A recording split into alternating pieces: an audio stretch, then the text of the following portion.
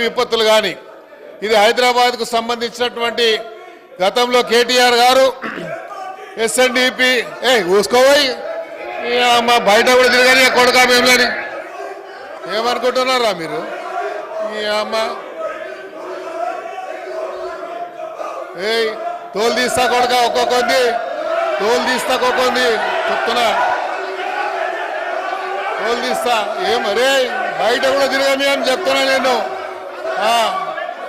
రారా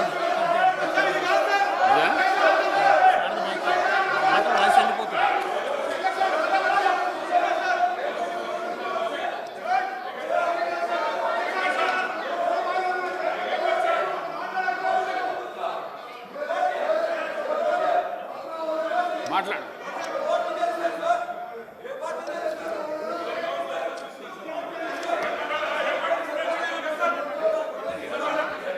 అధ్యక్ష హైదరాబాద్ కు సంబంధించి ఇది ఇంపార్టెంట్ అయిన సబ్జెక్ట్ అధ్యక్ష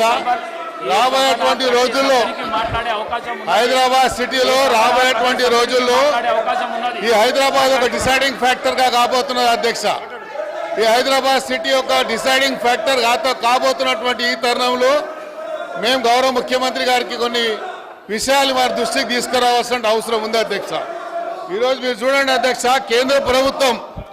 కేంద్రంలో ఉన్నటువంటి ఫైనాన్స్ మినిస్టర్ గారు మొన్న సెంట్రల్ గవర్నమెంట్ ఒక రోడ్ మ్యాప్ తయారు చేయడం జరిగింది అధ్యక్ష ఆ రోడ్ మ్యాప్కి సంబంధించి అధ్యక్ష మీరు చూసినట్టయితే 11.11 కోట్ల రూపాయలని వాళ్ళు చేయడం జరిగింది ఆ రోడ్ మ్యాప్ అధ్యక్ష చూసినట్టయితే ఫాస్టెస్ట్ గ్రోయింగ్ అర్బనింగ్ సిటీ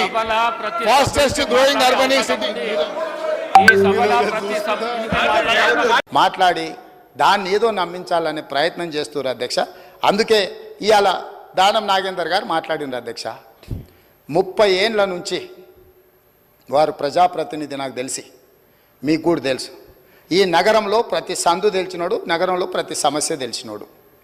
ఈ నగరం నుంచి మంత్రిగా పనిచేసినోడు పార్టీ అధ్యక్షుడిగా పనిచేసినోడు జాతీయ స్థాయిలో ఈ నగరానికి ఏం అవసరం ఉందో గుర్తించినోడు మీరు అవకాశం ఇచ్చారు ఆయన మాట్లాడితే తప్పేముంది అధ్యక్ష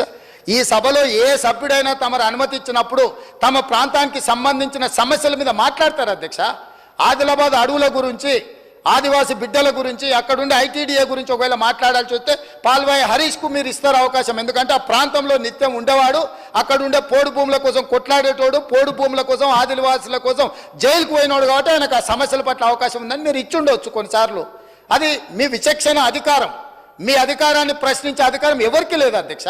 వాళ్ళకి కావాలంటే ఎవరు మాట్లాడతారో మాట్లాడడానికి మైక్ తీసుకోమనేది ఉండే ఆయనకి ఇవ్వద్దనే అధికారం ఒక సహచర సభ్యుడికి 30 ఏళ్ళ నుంచి ప్రజా జీవితంలో ఉండి ఈ హైదరాబాద్లో ఆసిఫ్ నగర్ నుంచి మొదలు పెడితే ఖైరతాబాద్ వరకు ఎన్నో పర్యాయాలు ఎమ్మెల్యేగా మంత్రిగా ఎన్నికైన ఆయనను వద్దనే అధికారం వాళ్ళకి ఎక్కడ ఉంది అధ్యక్ష కనీస అవగాహన విచక్షణ అన్నీ కోల్పోయి ఎవ్వరు మాట్లాడద్దు మాట్లాడినంతసేపు మైక్ మా దగ్గర ఉండాలి లేకపోతే మేము పోడియంలోకి వచ్చి అల్లరి చేస్తాం ఏం పద్ధతి అధ్యక్ష మేము కూడా ఓపికగా చూస్తున్నాం అధ్యక్ష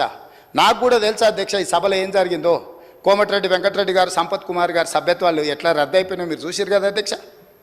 ఆ పని చేయలేమా మీరు తమరు చేయరా ఏముంది అల్లరి చేస్తే ఒక 1/2 మందిని రద్దు చేసినాం అనుకో అధ్యక్ష బుద్ధి వస్తుంది ఇంకోడు ఎవడాడికి రావాలంటే వెనక ముందు ఆలోచన చేస్తాడు అధ్యక్ష